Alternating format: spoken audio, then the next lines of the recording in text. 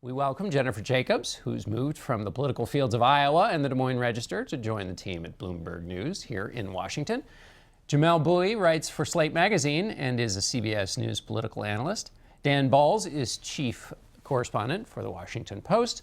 And Ramesh Ponnuru is a senior editor for the National Review. Dan, I want to start with you. What's the state of play in the Democratic contest? Well, the state of play is this, that Bernie Sanders has momentum and Hillary Clinton has mathematics.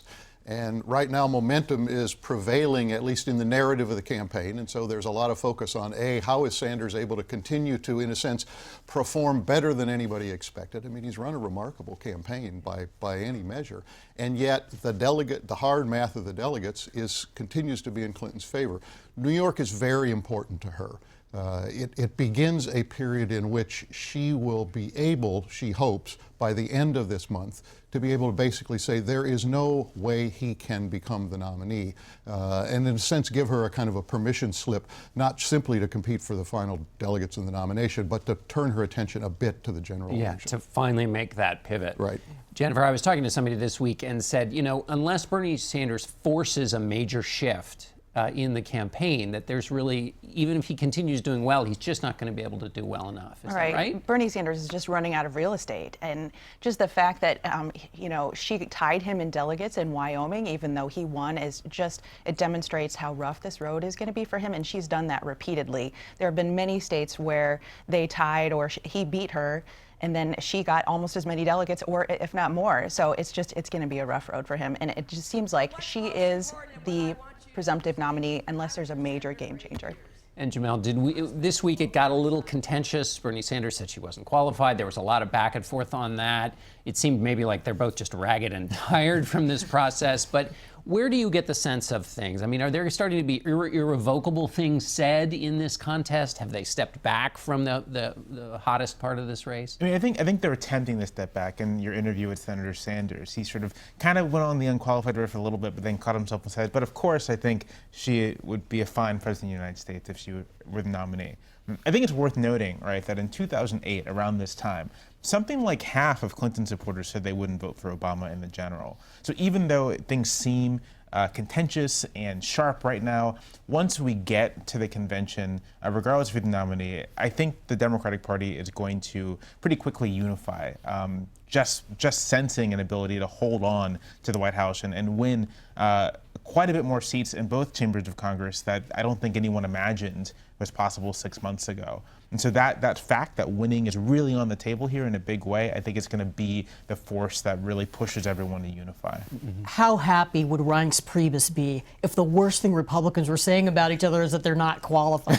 I mean, we keep talking about how contentious this debate on the Democratic side is, but it's really almost comically restrained in the context of what's going on in 2016.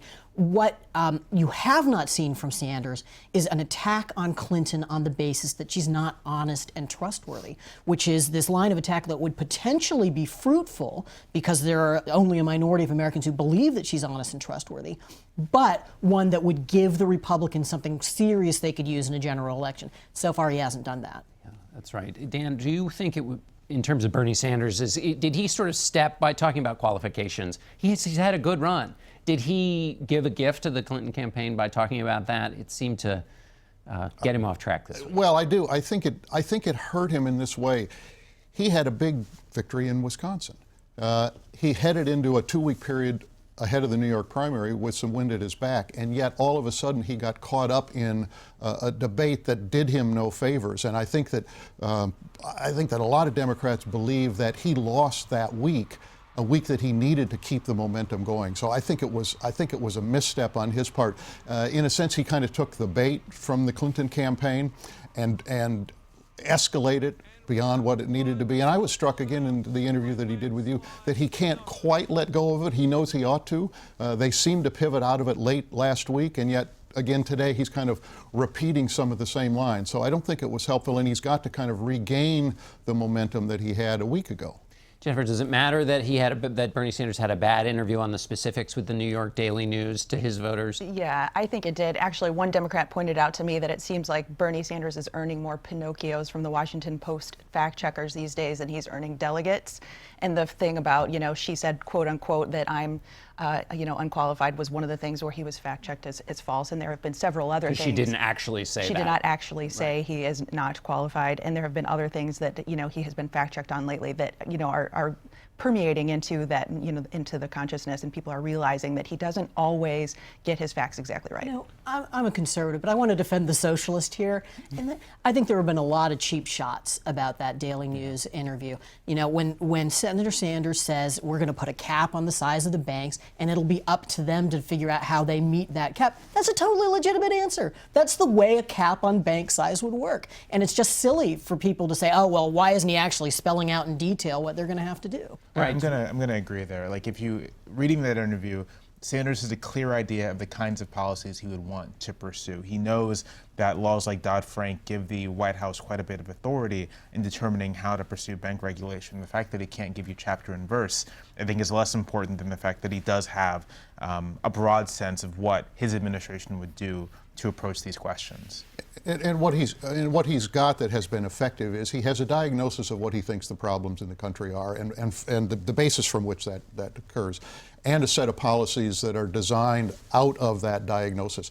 She has a different one. She has a series of answers for specific problems, but that's a different thing than the theory of the case, and I think it's one of the reasons his message has been more succinct and therefore probably more effective than hers. What she's got is, everything that the Clintons bring to the table. His campaign is on fire. If he had been this strong before the Iowa caucuses that early on, he would be the nominee now. But there's another aspect to this, which is what nobody quite likes to talk about, and that's the superdelegates. I mean, we know she has a big lead in superdelegates.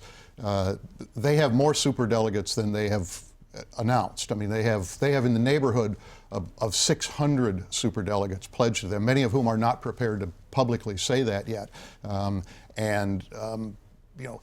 If he doesn't have a majority of pledged delegates, there's no way those superdelegates are going to switch. Are going to switch over, which is his theory. Okay, let's hold it there. We'll get back to the Republicans, but for right now, we're going to just take a little break. Stay with us.